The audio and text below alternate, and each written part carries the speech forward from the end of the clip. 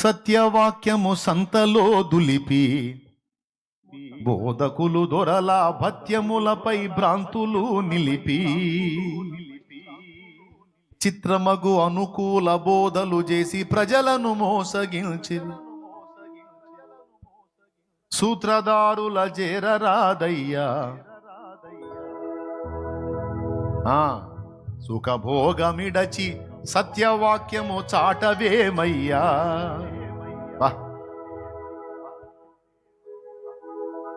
ఆయన పాట రాసినప్పుడు నేను పుట్టానో లేదో. బాపట్ల చక్రయ్య గారంట. దేవునికి స్తోత్రం. సత్యవాక్యము సంతలో దులిపి బోధకులు దొరల భత్యములపై భ్రాంతులు నిలిపి సత్యవాక్యము సంతలో దులిపి బోధకులు దొరల భత్యములపై భ్రాంతులు నిలిపి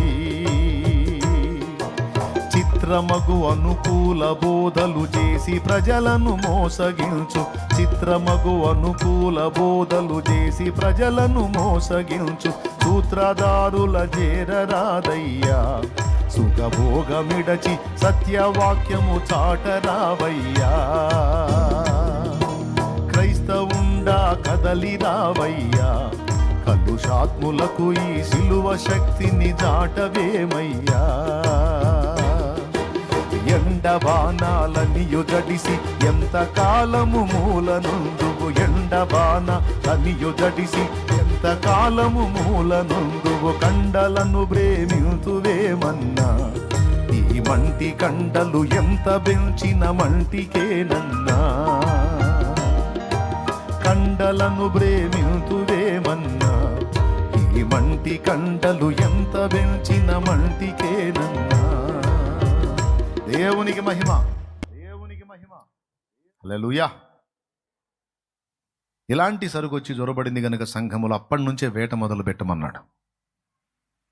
మనకు దేవుడిచ్చినటువంటి భారములో పరిశుద్ధులకు ఒక్కసారి అప్పగింపబడిన బోధ నిమిత్తం పోరాడుట అనేది కూడా ఉంది. నన్ను వెంబడించే బిడ్డలు సత్య విషయంలో కూడా రోషం కలిగి ఉండాల్సిందే. సిద్ధాంతాలు మనకి ఎందుకులే అన్నా అనకూడదు. సిద్ధాంతం మనకి ఎందుకులే అన్నా అంటే బేస్మెంట్ ఎందుకులే అన్న పైన కడదాం గోడ అన్నట్టు. ఇల్లు గూలిని ఎత్తిన పడిద్ది. బేస్మెంట్ ఉండొద్దు, బేస్మెంట్ వేయొద్దు. పునాది లేకపోతే ఎట్లా కుదురుతుంది?